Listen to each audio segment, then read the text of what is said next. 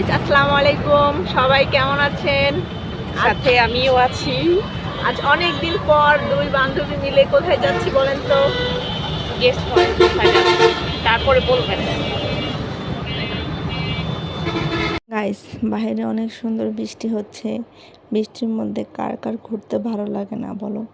আমার তো বৃষ্টিতে খুব ভালো লাগে। আজ প্রায় অনেক বছর হয়ে গেল বৃষ্টিতে ভিজা হয় না, তাই একদিক দিয়ে ভালোই হলো। তো গাইস, তোমরা বুঝতে পারছো তো আমরা এতক্ষণ কোথায় চলে আসছি, কোন জায়গার কথা তোমাদের ভিডিওতে বলেছিলাম। তো দেখতেই পারছো এই ব্যাংকগুলো অনেক সুন্দর না বলো?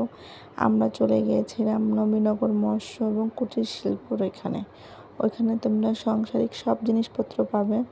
তোমরা যদি চাও ঘুরে আসতে পারো। ওখানে খুব দাম কমই বলতে গেলে।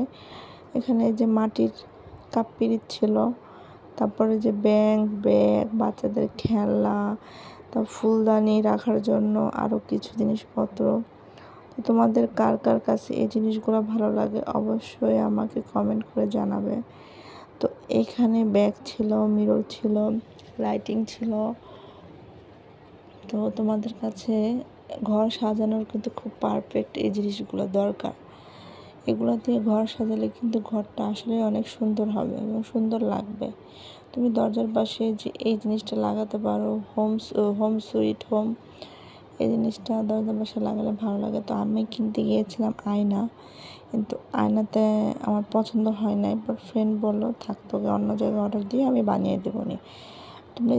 তোমরা চাইলে নিজের পছন্দ মতো করে সুন্দর করে ডিজাইন দিয়ে তোমরা হলো আয়নাগুলো বানাতে পারো।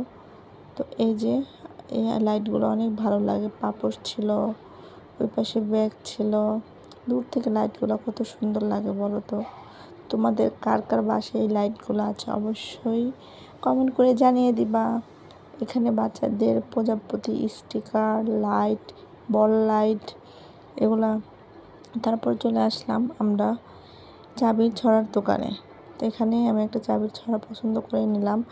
এখান থেকে চুড়ি আলনা, এই চুড়ি আলনাগুলো কিন্তু আসলে আগে অনেক ব্যবহার করেছি, এখন কিন্তু এগুলো আসলে পাওয়া যায় না। কারণ তারা ড্রেসিং টেবিলের মধ্যে এগুলো খুব সুন্দর করে খোদাই করে এগুলো বসিয়ে দেয়, এজন্য এখনকার এগুলো কেউ নেয় না। তো এগুলো কিন্তু আমরা আগে ব্যবহার করছি, এগুলো আমার কাছে খুবই ভালো লাগে। তোমাদের কাছে ভালো লাগে কার কার জানাইও। আর এই দেখো কত সুন্দর নাম করে ডিজাইন করে কত সুন্দর কিছু লেখা। অনেক এক একটা নাম এক একভাবে লেখা আছে এখানে। এখানে ডাইল ঘুটনি আছে, সংসারে বললামই তো, সংসারের জিনিসপত্র আছে, তোমরা চাইলে নিতে পারো। এই যে আমি এখানে মাটির কাপ পিরিচ দেখতেছিলাম। এখানে কাপ আর পিরিচে 100 টাকা করে পড়বে। তা আমার কাছে আসলে এই জিনিসটা খুব ভালো লাগছে। তারপর ওখানে আছে আরও কিছু, আমি আসলে সবগুলোর নাম তো জানি না। তোমরা যদি জেনে থাকো আমাকে একটা কমেন্ট করে জানিয়ে দিও আপুরা ভাইয়ারা। তো এগুলো কিন্তু ছোটোকালে আমরা অনেক খেলেছিলাম। এই দেখো মাটি দিয়ে মোবাইল বানানো, তোমরা কি খেলেছো? এগুলো আমার কাছে খুব ভালো। বান্ধবী দুষ্টামি করতেছিল, দেখ এগুলো দিয়ে আমরা ছোটোবেলায় অনেক খেলেছি, তুই কি খেলছিস? বলছি হ্যাঁ আমি খেলেছি, আমার কাছে একে ভালো লাগতো। এখন তো এগুলো আসলে পাওয়াই যায় না। এই তো গাইস, কেনাকাটা শেষ করে এখন আমি বাসার দিকে রওনা হলাম।